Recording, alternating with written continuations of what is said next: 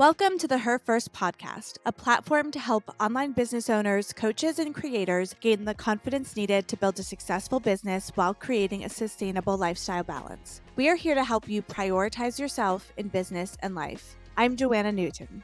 And I'm Michelle Puolani. In this podcast, along with the Her First Collective, you can engage in the challenges women face in business, ways to increase your impact or income online, and how to make it all work while launching, scaling, or maintaining.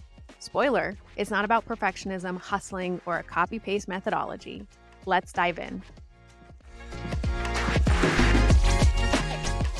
So today we have a very special guest, Joline Atkins. Joline is basically my neighbor. We live in a tiny, tiny town, the coolest tiny town in all of Western Pennsylvania. We met by happenstance one day, realized we had a lot in common and have stayed connected ever since. She's an actor, a content creator, a fitness enthusiast, and has a fabulous Instagram account where she's very vocal about her issues with MLMs. Joline, thank you for coming on our show today. Can you start off by telling our listeners more about you? First thing, when we met and we had so much in common, I don't know if you remember that lunch. Everything out of our mouth was connected. And I'm always so interested in that. So when you invited me to come on, I was like, yep, absolutely. And then when I realized one of the things that you wanted to speak with me about, I was totally trust this gal because we're like so alike. But everything you said is correct. So my background is in acting. And when we moved to Western Pennsylvania, that morphed into fitness. Believe it or not, those two can come together, especially when you're teaching a class. And then morphed into content creation, which sometimes I feel is just performing on a digital platform. It's got some of the same qualities to it. And I've somehow been able to marry all of these into this beautiful little freelance lifestyle of mine. And I enjoy every single one of them. That's essentially me in a nutshell. I'm really looking forward to connect today. And I understand how all those things can kind of fit together. You know, a lot of times I feel like we have these paths that we don't really understand how they're going to show up in what it is that we choose to do in our career paths, in our businesses. And then you start to pull from things that you didn't even realize you were holding on to. And you have this whole tool belt of skills that you can start to pull out in different settings. And I think the online space and content creation lends really well to that. And the more you can lean into the person that you are and leverage those things from your past, the more successful you're going to be in being authentic, in showing up genuinely, and really connecting and being relatable to people. Absolutely. And one of the things that you said that really stuck with me right there was about the tools in your tool belt. I'm from the generation that we went to school to get a certain degree, and then we were supposed to do that thing. I only started doing that thing at the age of 50 when social media really started to erupt content creation, short form video, because I was a video production major in college and then never used it. And I think it's really interesting that all of the little journeys that I've taken from, let's say, graduating college in 22 to now being 54,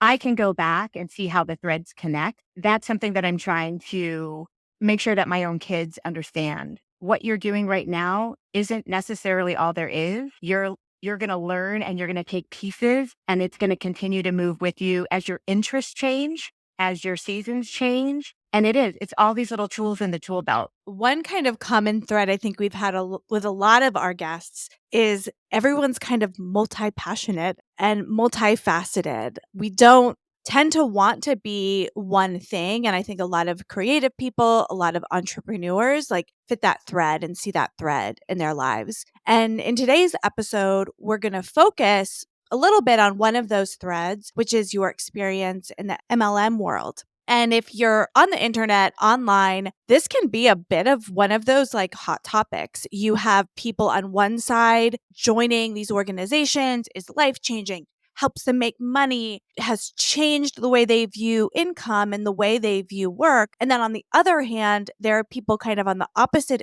spectrum saying that they're all scams and they're dangerous and there's something to avoid. Today, we're going to kind of talk all about that, what's included in that. But I'd love to start with for our listeners who are not aware about what an MLM is. So I'd love for you to share with our listeners who might be less aware of what an MLM is, a little bit of an overview of what they are and how they're structured. So I'll give you a general overview because each of the companies are different than one another in terms of the product that they sell and maybe even the compensation plan that they offer. But they're similar in the sense that most of these MLMs have two trains of how you make income. One is by selling retail products, and one is by recruiting people onto your team. And I can tell you that the majority of the wealth building is in the recruitment side and not the product side. And that's where we get into most of the issues that anti-MLM content creators will talk about. Certainly, there's issues with the products as well. The amount of like upcharge, if you will, like a protein powder is this much in an MLM, but you can go on Amazon and get one that is just as comparable for so much less. So certainly they've got concerns there, but the bigger concerns are on the recruitment side of the income producing. So, MLMs, we're talking about multi-level marketing companies. These are businesses or organizations who was started by someone as either a service or a physical product. Think like doTERRA, Arbonne, LuLaRoe, and other similar businesses that have something that they are selling, but the way that they sell it is by bringing on new people to purchase the product in some way and then be able to sell the product and then recruit their teams. So it starts to become this like branching tree of an organization where instead of just an affiliate opportunity, because we talk about affiliate opportunities in the online space and how great they can be in referring businesses to a certain product or service or software, this is kind of different. This is someone choosing to almost buy into the business by purchasing the product and then representing the product, trying to sell the product to other people, and then also recruit their own team of people to sell. Is that correct? You gave such a perfect definition of that. You win a gold star. That was amazing. Thank you. I really appreciate gold stars all the time in everything that I do. Just ask my husband. But this is such a great topic for us because in the online space, we see constantly the multi-level marketing style of business along with other styles of business. So as we get into this conversation today and as you're listening, just being aware that this is something that is out there and it is likely something that you've either been pitched in the past or will experience in the future. Absolutely. And some people don't even know or they can't recognize the difference in the online space. So both seem legitimate until you get that DM that says, hey, girl, hey, hun, or you see that comment where someone's saying, oh, I'll DM you the information. Those are like two ways that you know, why won't they just tell me outright? Why we got to go to a DM to talk about this? But for a lot of people, they may not know the difference when they're just chatting it up on social media. And I can say that because I did those things. Yeah, and once you see them and you know what they are, you can like spot them from a mile away. But when you don't know what they are, right, you can totally be convinced that something is a very legitimate business opportunity when in actuality, how you make money is through recruitment and not through actual sales, actual goods and services. You're really just making the majority of your income from that recruitment piece. And I know that you've been in and are still loosely connected to an MLM organization. And I'd love to know more about your experience, especially in the early stages, right? How you got started, what you did to become successful, and just kind of paint the picture for us of what that looked like for you. The early days were so fun and innocent. It was 2010. I had just moved here from another state. We had sold a house during the recession of 2009 and we lost out. We did not win that sale. It was already very stressful moving here, and that took a toll on me physically. And I had two little ones, 4 and 8 years old, and I simply wanted to get in shape. But I had children who had never been comfortable in like a YMCA childcare center or whatever. So like I literally couldn't go to do something. So I found a company that was super famous for selling workout DVDs and programs. And a friend of mine from college was doing it. And so I was like, sure, I'll do it with you. I literally bought a program. I didn't even buy their super famous shake. I didn't even buy that to begin with. I just bought the program, but I bought it as a distributor because I got a discount. This happens to everyone. At that point, I was just in it for the discount. So I got this discount and I did this program. And lo and behold, it was one of the best programs this company ever had. They've gone so downhill. And I can say that now as a fitness professional. That I'm like, no, there's so many other better ways to do this. But that one, so good. I watched people watching me and I realized that they were watching me and saying, what are you doing? I didn't even know how to recruit or navigate those conversations yet. People were coming to me. I was like, oh, you got to do this with me. And that's always what it was. Do this program with me. Do this program with me. Within like the first year or the first year and a half, I had done so super well that I earned, and at this point in the company, you didn't buy it. I earned a trip to the Bahamas. My husband and I really went for our 20th anniversary. Nothing stood out to me as being wrong or manipulative. It wasn't until a few years later when I realized I was the only one in my organization making the kind of money I was making that I was like, wait a minute, we are working so damn hard here. Why is this not panning out for everybody else? My team, we were all friends. We all got along. We still do. We were never part of a higher part of the pyramid. I will use pyramid, a bigger team. We were our own little team. We never exploded like some of these big teams. We did things honestly and ethically. And honestly, because of that, I think we weren't one of the top. Terrible to say, but it's true. Some things I've learned in the past couple of years, I'm like, they did what? Well, now I understand, but it was fun. And that's the part of this conversation that I think gets lost sometimes in the anti-MLM space, that it was really fun. I have actually gone through a grieving process. So says my therapist husband. I've gone through a cycle of grief because once my eyes were opened, it really did all change for me. And I went through a lot of different emotions with it. So again, it just started innocently. And then within a year and a half, I was taking it way more seriously and I was being much more calculated about how to make this grow. Because I'm not going to lie, the money was really nice. I think that when people get into something like an MLM, they have this hopeful feeling, right? Just like anything, just when you're starting a business, just like when you're taking on a new venture, just when you're starting a new job, there's this youthful optimism that comes along with it. You're really excited. And the energy and culture that MLMs really cultivate is kind of that hype mentality of getting in, for lack of a better term, drinking the Kool-Aid and really getting on board with the identity of the brand and what they're bringing to the market. And I can't say that MLMs are all bad, right? That's not what this conversation necessarily is today. It's about highlighting the pros and cons and for each individual person to decide whether it's right for them or not. The way that I've always seen MLMs is that it's a great business model and structure if you're creating the business model and structure. So if you are the person who's creating the product or the service, and then you are saying, I'm going to go into this as an MLM and I'm going to recruit and bring on those ambassadors, and this is how they're going to pay me, and this is how they're going to acquire more people, it's actually genius. Like, just talking about the business model in general is really genius. Now, the way that it's been executed, unfortunately, I think has also gone downhill over time. Whereas we probably have brands who are started with the best intentions, but what they're actually cultivating and creating and what's happening down the line is really negative. And then, of course, there's a different type of person who's going to come into a position within an MLM, and they're going to be able to do different things. Certain teams may be successful, other people not as much. And there are different qualities that I think create that success or not.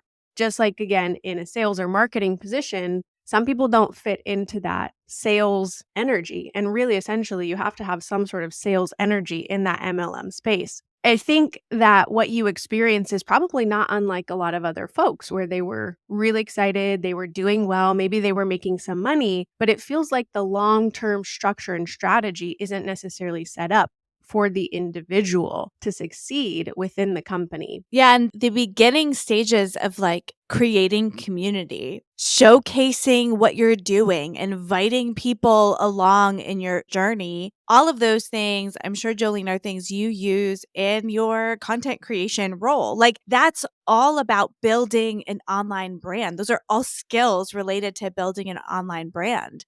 And in those early stages, that innocence, that like true community, that's something people crave and want. And the question that I have is like, when does that start to become a problem? Which I know for you, you must have had a moment, or maybe it was a series of moments that turned you off from that world, or something that changed in the organization that changed your mind about what that was for you. Can you speak a little bit to that? For me, it began to turn toxic, but I didn't realize that that's what was happening at the time. So you slap on the smile and you sell the product, but I know exactly when things started to change for me. And they started to change for me when I got certified as a fitness professional. I was part of and still loosely connected to an MLM in the health and fitness landscape. And when I decided to teach and went through a number of different certifications, I realized,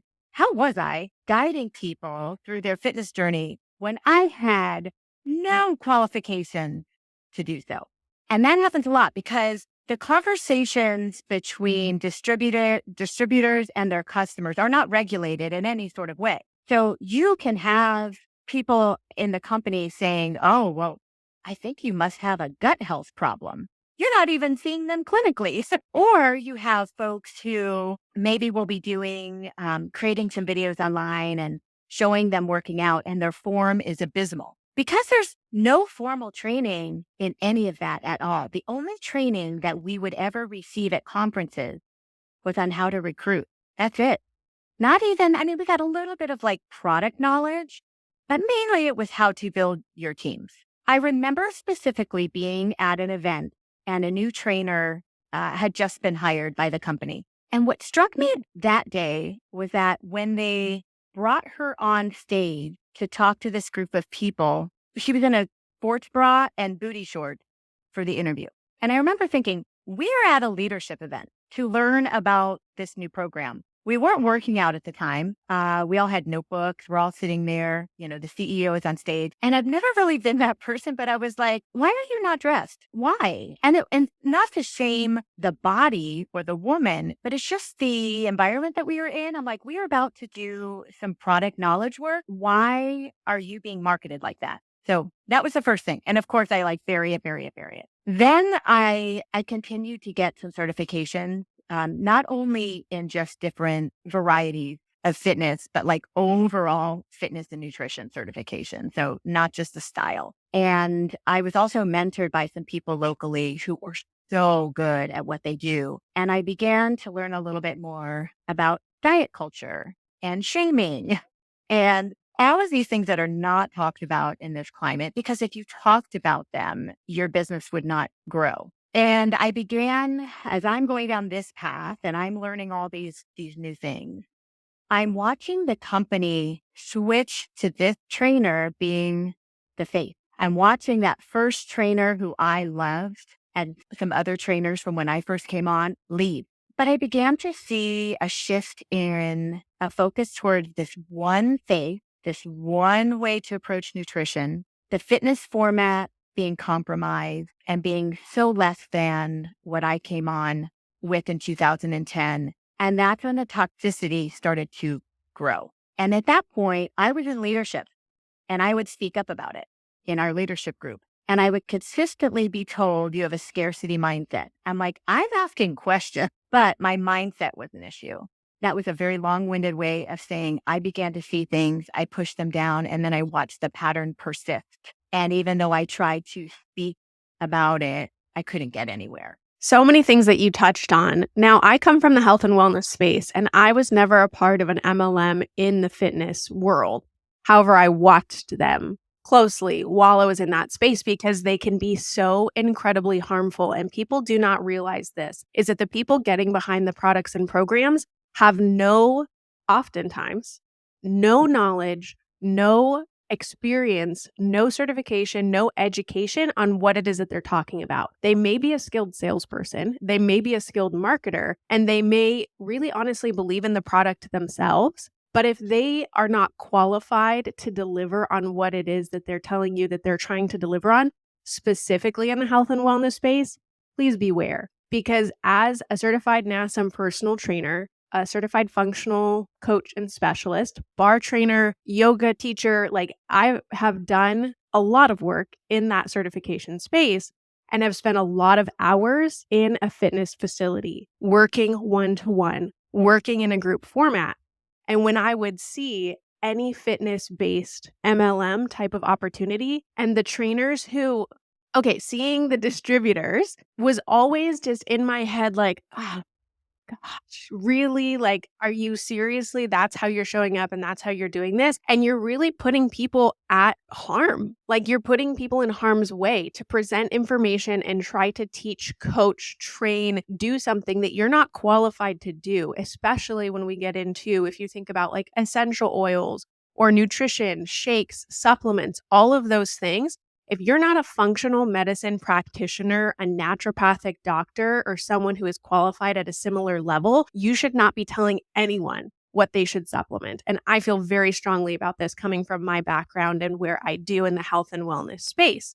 So I'll get off that pedestal, but it is so important to keep in mind, one, as a consumer, and two, as a business owner. We each have to decide how we show up ethically in this space as a business owner. And I know we're going to talk more about business ownership when it comes to the MLM space, but really ultimately, we each decide how we're going to ethically get into the online space, get on social media and content creation, get into paid ads, and live with integrity and market with integrity and sell with integrity or not.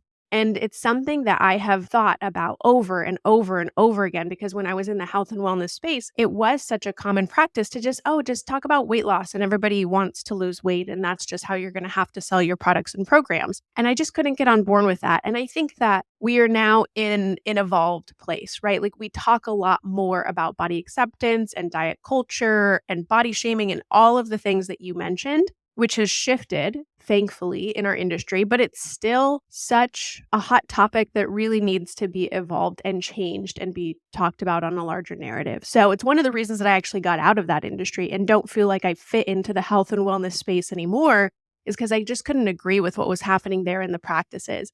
But I think on a larger discussion level, there are going to be lots of tactics and strategies in the online space that you start to learn about as a business owner, as a marketer, as anyone who's showing up as a freelancer, content creator. And we have to decide what we're going to choose to do and how we're going to show up, and then how that aligns with your own core values. And as you're listening, just starting to understand how this shows up for you. The decisions that you're making on a daily basis, the way that you're running your business, the marketing tactics that you're choosing to take part in, and really being conscious about those choices and how they can also create the future that you want for yourself and not just supplement or support something in the short term. I have had former team members tell me that we ran an ethical ship. This is going to be a pretty bold statement, but I think because we had, this sounds so arrogant, but because we had integrity,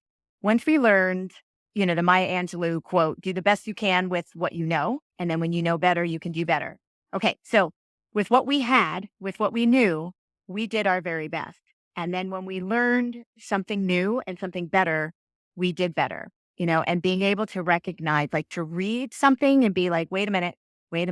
Like, I will read something and I will go to the links and I will pour over the person's website first to see what are they selling. This is a beautiful story that you've just given me, but what's behind it? And maybe that's that I'm paranoid now. I do think that there are similar tactics being used in legitimate business and MLM business.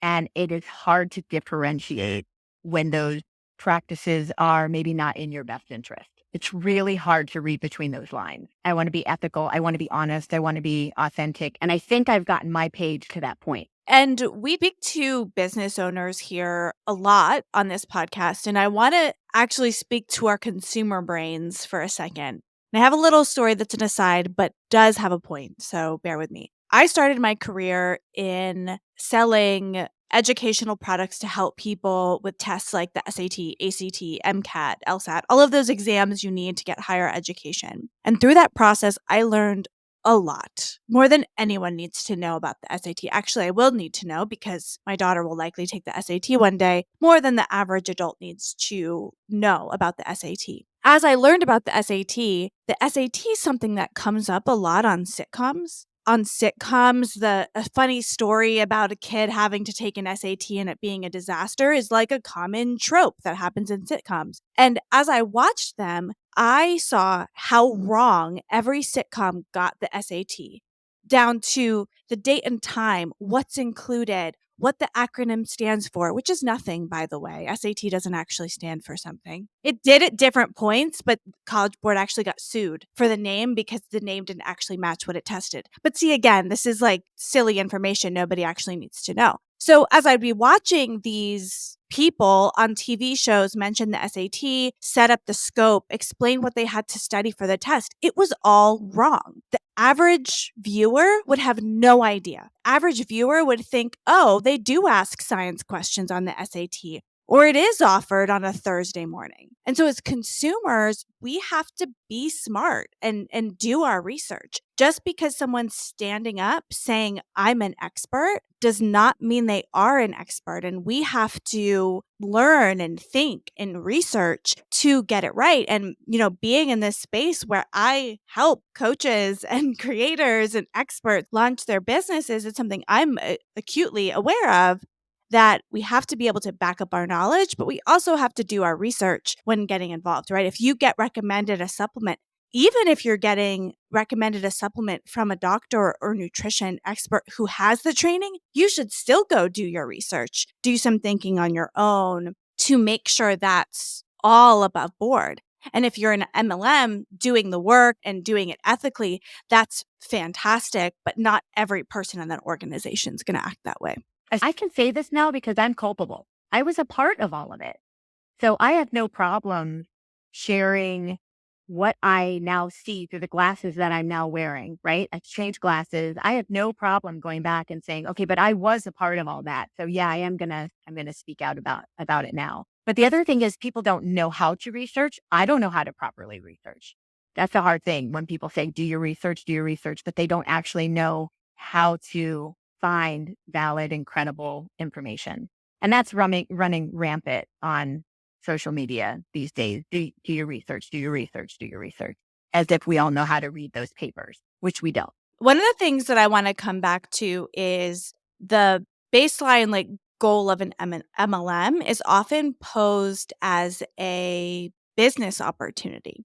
It's posed as a business opportunity, an income opportunity, be your own boss, hashtag boss babe, all of that stuff. We are all boss ladies, but in a different sense. But I recently read, I was curious and I was looking up some stats around this as I was putting together this outline. And I read that it turns out that only 25% of participants actually turn a profit in MLMs. Given that, do you think that the claims MLMs making, the promises they make are false? And that number seems high to me. It might be high. I didn't do full research. Do you know what I mean here?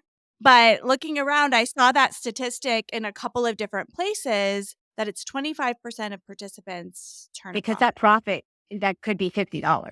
And there's definitely a great statistic out there. And I'm not your statistic girl. I let the anti-MLMers, look all that stuff up. But the percentage of people who lose money, which was always insane to me because being an actress, I already knew as a freelancer and a contractor how to record my mileage, then I get paid for a gig, how to do profit loss. Basically. So when I was a very active participant of this network, I was not front loading any product. I know people who, in order to reach their numbers and to earn points and to earn trips, they would buy.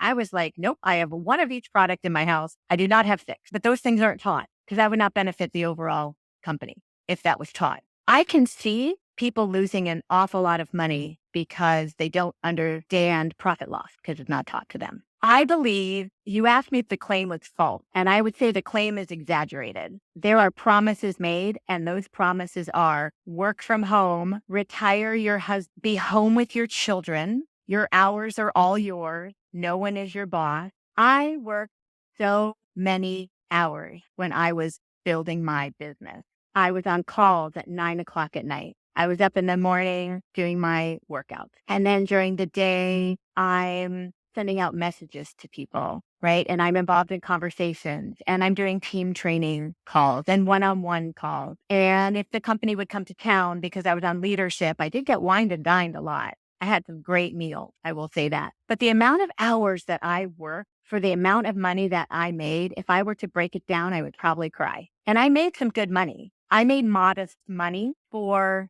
a top distributor. But even if I were to break that down, I wonder what my profit really was. Here's where I want to compare MLMs to other styles of companies, because I think where people get caught up is they think that they're creating something for also future success, right? Because the idea of a business opportunity, the point of essentially creating a business is not to have something in the short term right now. For that, you could go out and get a job and have a salary. If you're creating a business, what you're looking to do is create something that eventually gives you something else, whether that's an exit strategy and you're going to get paid, whether that is more passive style income later on, whether that is time freedom and opportunity, whatever that is for you, we're often trying to create and pave something for future opportunity with our business structure in some way. When you're thinking about the business structure that's best going to support you as you get started as a business owner or as you're evolving your current business, thinking about what do you want that to look like in a year,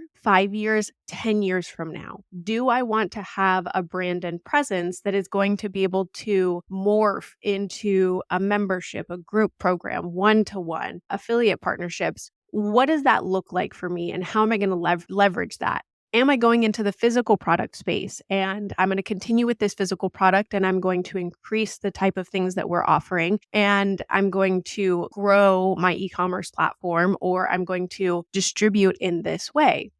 Am I going to join an MLM and work on building a team, making some money now and hope for something in the future? And the thing that I want to center on here is that oftentimes, just like you mentioned, Joline, you have this almost exponential growth, perhaps, but then things either plateau and then they start to dip. So what I have seen with people's experience with MLMs is that all the time and energy and effort that you're investing now, I think it's promised and it seems like it should pay off over time in dividends, but it doesn't because you're not essentially investing in your own business. And they tell you that you're going to be a business owner, but technically you're not. It's not your business. You are buying into somebody else's business and you're essentially being a sales representative for that business. So instead of investing in your own products, your own programs, and actually creating assets that you own, which is the base of a business, right? When you think of a business structure, it's asset based, whether that is trademarking, whether that is copywriting, whether that is a digital product, asset library, whether that is a physical product, an asset base, whether you're investing in large pieces of equipment or whether you have a team. There are all these different things that come to assets. And when you are creating an MLM, you don't own any of those assets. That physical product is never yours.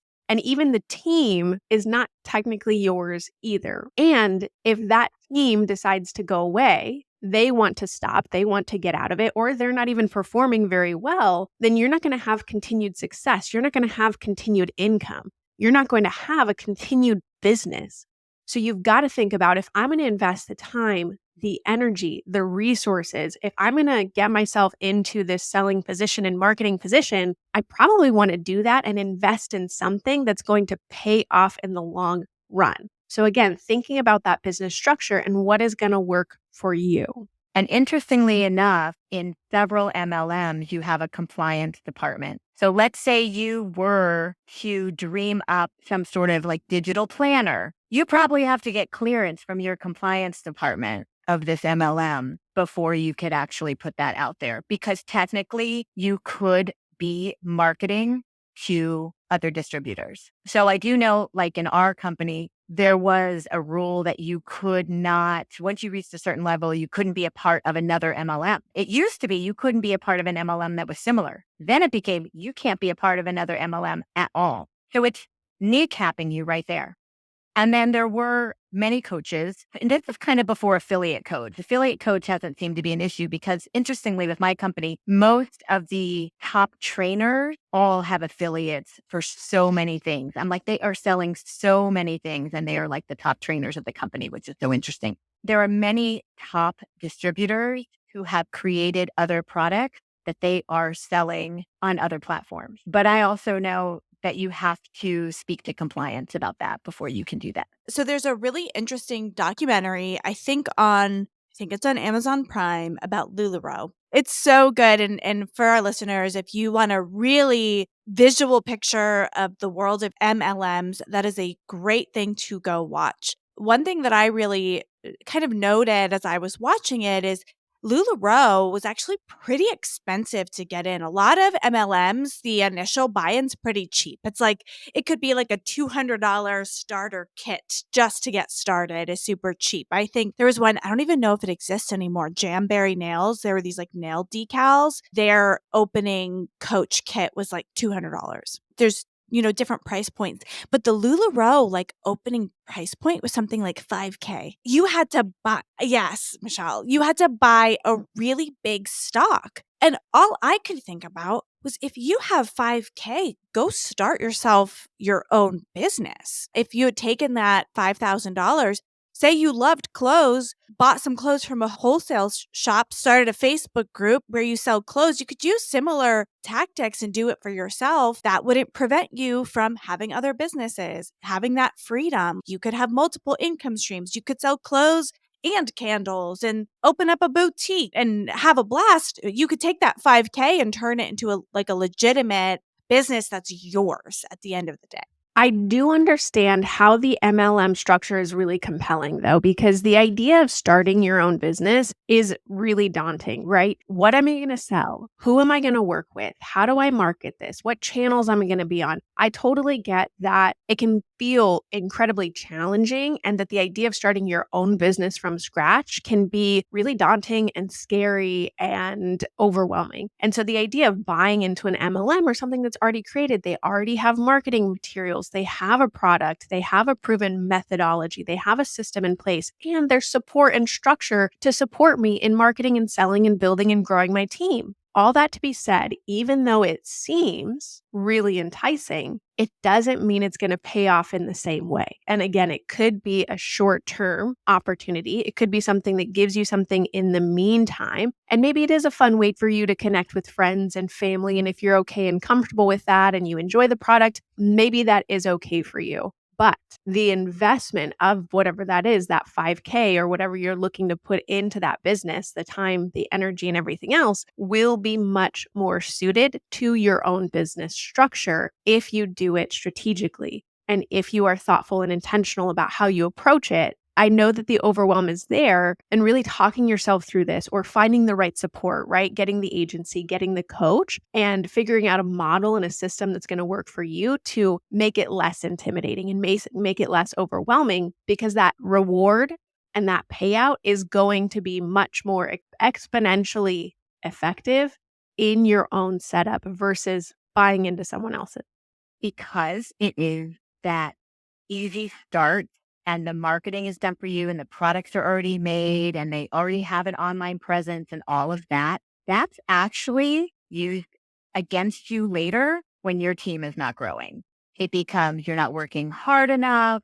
You just have to ask more people. All of this stuff is already created for you. It's really interesting how that turns.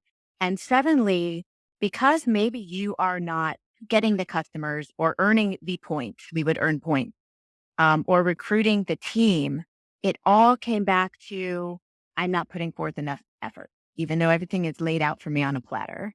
Yeah, the problem's always you.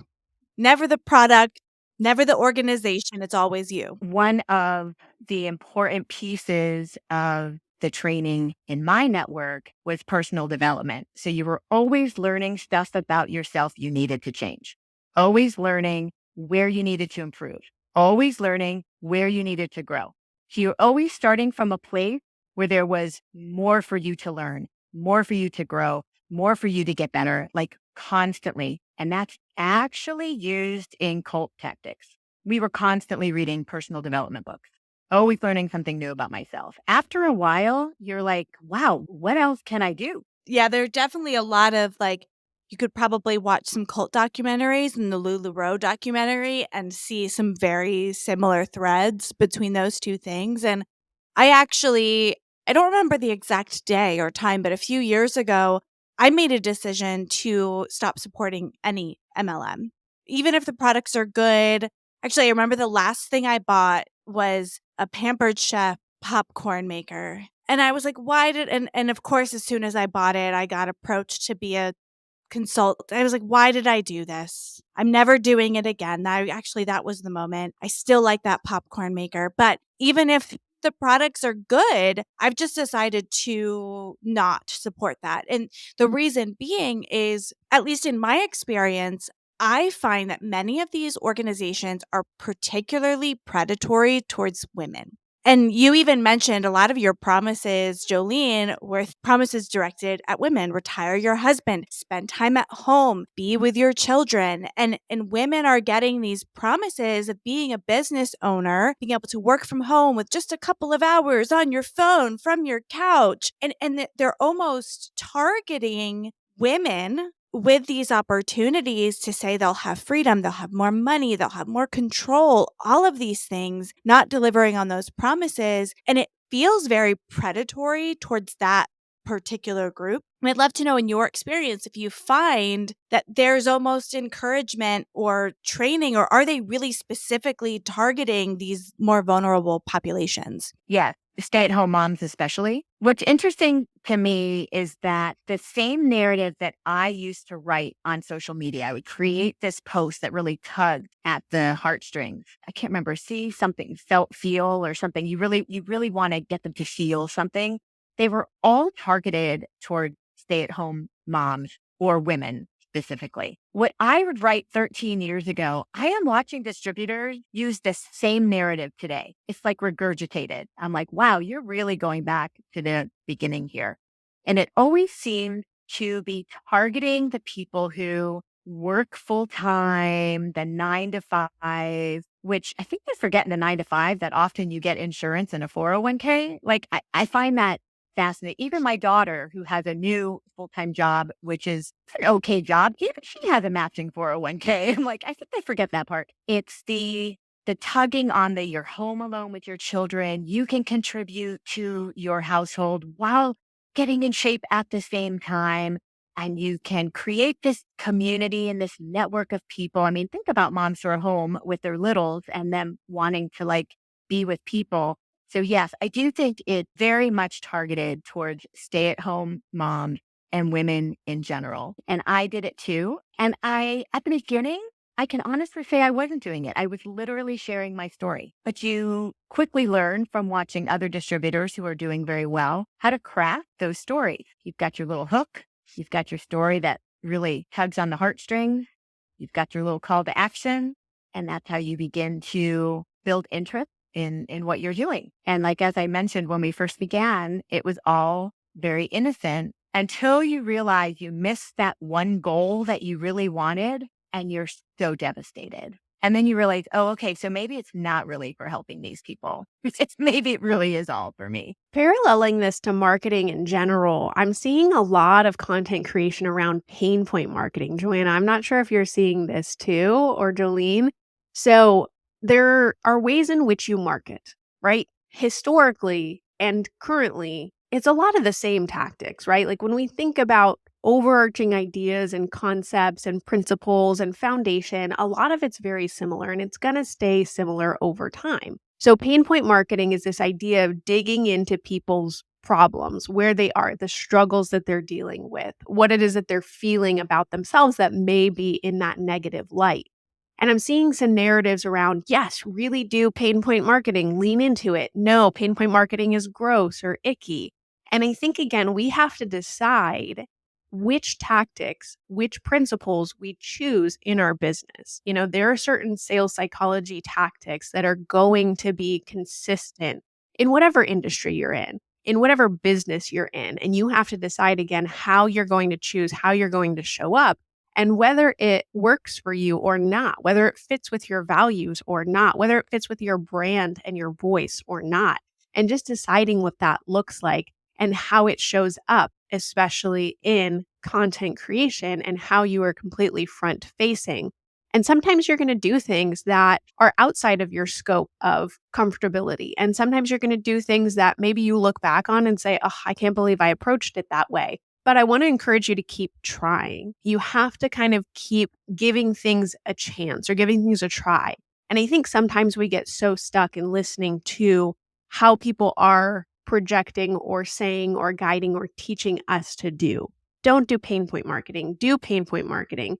Feed into their worst nightmares. Don't feed into those. Talk to their dreams. Speak to the outcome. And it can all get really confusing. So again, finding those things that work for you, and it might take a little trial and error of saying, okay, well, I'm going to try some pain point marketing. No, that didn't feel very good. Okay, I'm going to try the outcome and desire-based marketing tactics. And just kind of finding what it is that's going to make you feel fulfilled as a person and get the result that you're looking for, right? Draw in the audience, get the followers, gain the conversions, get the customers, attract the clients, and just kind of determining what that looks like for you instead of looking to other people and saying, oh, they told me to do it this way or they've had success in this way. So in the network, our trainers were distributors. We didn't get a lesson on different marketing techniques. It was basically the old MLM, I was trying to say this earlier, feel, felt, found method. And that was it. We didn't get to learn any other ways to connect because you would basically look to the top dog and you would see what they were doing. They were influencers, and influencers can be positive and negative, but that's what they were. They weren't marketing trainers, but because they were top distributors, you did exactly what they did. And they would cookie cut that for everyone down the line. Follow this, follow this, follow this, follow this. So you're not really learning how to make that your own because everybody is using a script to cookie cutter that because it worked for the people at the top. Yeah, because you're just like copy and pasting what someone else is doing rather than creating something for yourself. And I'd be really curious to know if you were to, you've gone through this experience, you have now have multiple streams of income, working as a content creator, doing other things. If you were to encounter someone face to face who is interested in joining an MLM because they wanted to start a business, like what would you say to them and what sort of alternative might you offer someone? So they have all those problems, right? Those pain points. They might be a stay-at-home mom. They might need a way of creating extra income. Like for them, what's that alternative? How did they do that without necessarily joining an MLM? So I can find no situation where I can legitimately suggest joining an MLM. So I'll just put that out on the table right now. I thought you had a great suggestion earlier, Mercari, Poshmark. Right behind that curtain are clothes I'm selling because they don't fit me anymore, learning how to do something like that from home, and selling clothing. I know people who now buy pieces of furniture off of Marketplace and they chalk paint them or do something to them and resell them. But that all gets back to what Michelle said about how you start a business. I literally fell into content creation for other people during the pandemic when small businesses in town found that they were now 5 years behind and didn't know how to use social media, and now everything's shut. Because I had a good presence online from the MLM that I was with, and people knew me in that way, they were asking me, hey, can you help me with my social media? It goes back to our original conversation. It was a thread that helped me here. I can't continue weaving that thread, but that thread sure did get me somewhere. But because I was so consistent, I was asked to help in that way and then just grew that business, right? So I have a few clients of my own, and then I work with a marketing company and I do social for them and for some of their clients. I fell into it. And so the number one thing I would tell people is, what is something that you really love and enjoy, first of all? Because if you're going to do something from home, loving and enjoying it is super important. Number two, there's so many opportunities for work from home now. I know people who get a lot of work off of things like Upwork. I just got a video job from that. because I put up some videos and they were like, we need to hire you for a testimonial. Bing. Okay. I would point them in those directions. Number one, what do you love to do? Number two, what is super accessible to you, like all these clothes that I need to sell? Number three, where can you find opportunities online? And I mean opportunities online, not from an MLM. Like you're saying, there are a lot of ways to go about it, right? There are a lot of ways that we can approach the online space. There are a lot of ways to make money. And it's so interesting talking to anyone who's new to the online space. And I love it's almost like that youthful optimism of coming to this and being like, oh, like I could create an ebook and I can sell it online. Like it's this amazing idea. And on one hand, I'm like, yes, you can. That's something you can do. It's something that I've been aware of for so long. And on the other hand, I have to remember that not everybody knows about the opportunities that are abound in the online space, whether that is through monetization, whether that is through content creation, whether that is through user generated content, whether that is through brand deals or affiliate partnerships, or again, membership, group programs, one-to-one, digital products, like the list goes on. There are a lot of ways to go about it. And I think that we just have to each individually decide, how do I want to show up? What do I want to bring to the world? How do I want to make money? How do I ethically care about this? And the last thing I'll say for our listeners is really that if you feel like it's easier for you to sell somebody else's product over your own, it's not a bad thing, but it usually comes from a lack of confidence, a lack of self-worth, and an inability to recognize the value that you bring to the table. So I think the more important question for you is, how do I tap into my own value and bring my own experience, my own expertise to the forefront so that I can leverage that? I can create a product around it. I can create a program around it, instead of trying to rely on selling other people's products and programs because you feel like it's easier. That's just one thing that I want you to walk away with as a listener and really start to kind of understand for yourself and how you want to show up in your business. You have repeated that so many times now, and I'm going to write that down for myself. How do I want to show up in my business? I think people should just write that out a couple times in the notebook. How do I want to show up? And when the pandemic hit, I was teaching fitness in person. And then, of course, gyms were shut. And that's when this space was created. And I bought a light and I had a camera. And I'm like, let's get those classes online. And I'm still doing that. It's definitely not my income producer, but I sure do love it. And it reaches certain women who still work out with me several mornings a week, who are still working from home. This works for them. It meets a need. I make it incredibly accessible, both feasibly and with what kind of content I teach. But I didn't know how to do any of that. People had been teaching streaming fitness for years, which I didn't know about because I was using just one company, right? So now I had to learn. I had to get a mixer. I got a light. I got a mic. I put up a curtain. I'm like, I'm learning how to do all these things. And it's really what got me through the pandemic.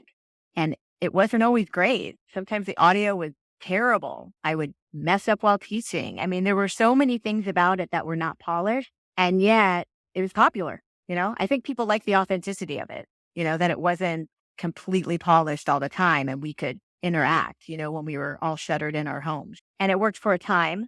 And then I moved on. One super interesting thing about that story that I think actually weaves with a lot of the other guests we've had on this show is the starting of a business came from solving a real problem. So we talk about pain point marketing, right? There's a difference between creating pain points that people didn't even know they had or existed and actually solving a real problem. And we had Diane on this podcast who talked about the need for online education for her psychotherapy students and started online courses because of that. They needed the education. They couldn't get it in person. She started online. Liz Clancy, who founded Hoo Ha, talking about she saw a need to have menstruation products readily available. It was a problem she saw and is now working to solve it. And if you're listening and thinking like, what's my business idea? What's the thing I could do? Think about the problems the people in your actual life or you interact with have. How can you solve that?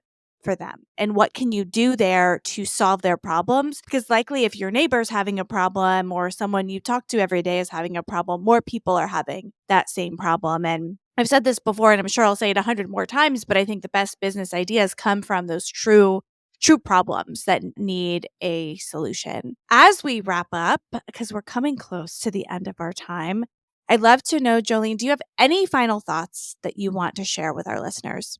Well, you see the problem and then you help find a solution for it. I feel like a lot of MLMs create the problem and then make you believe you have the problem and then give you the product to solve the problem. So I just want to say that because in the year 2022, everybody in my company suddenly had a gut health problem.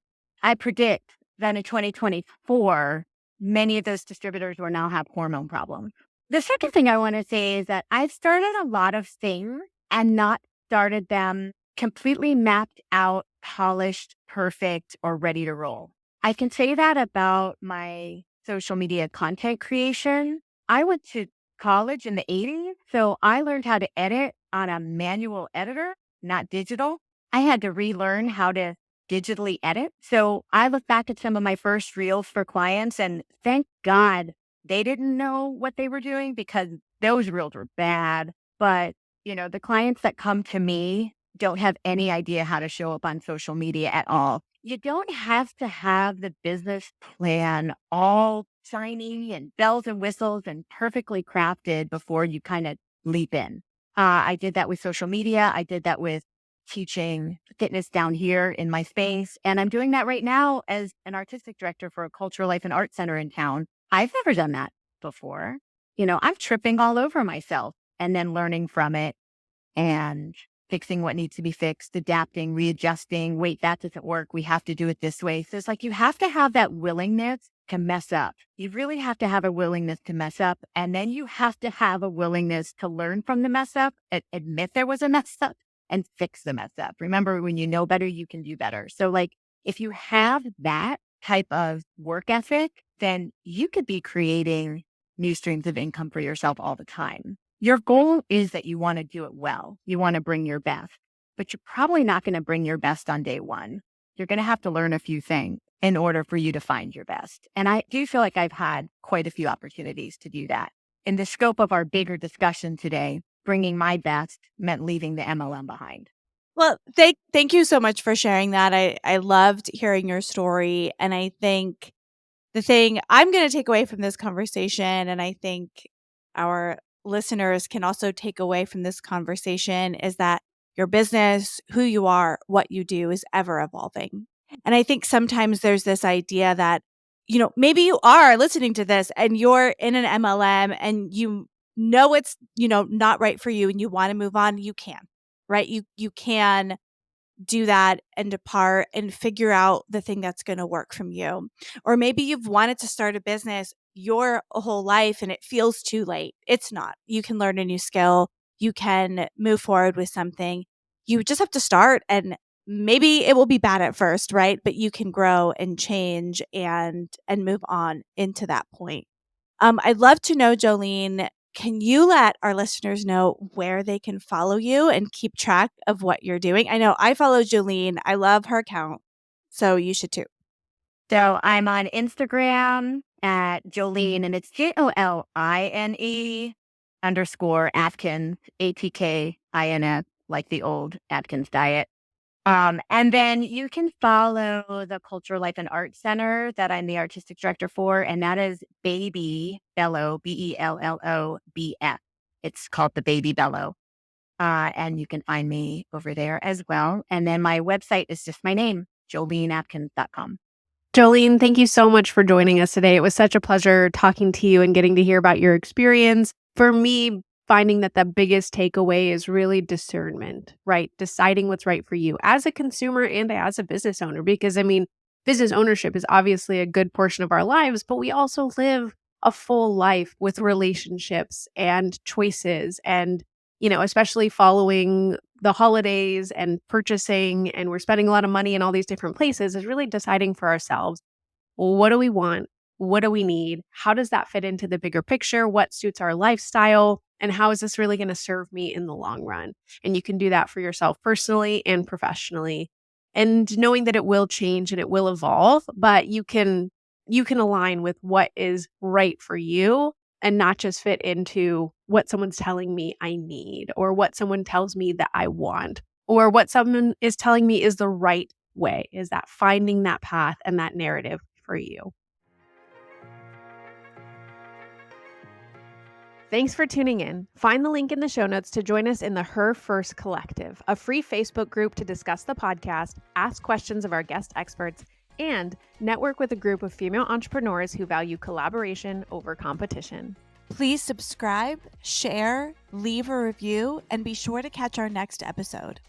What is one thing you can do today to prioritize you in business and life?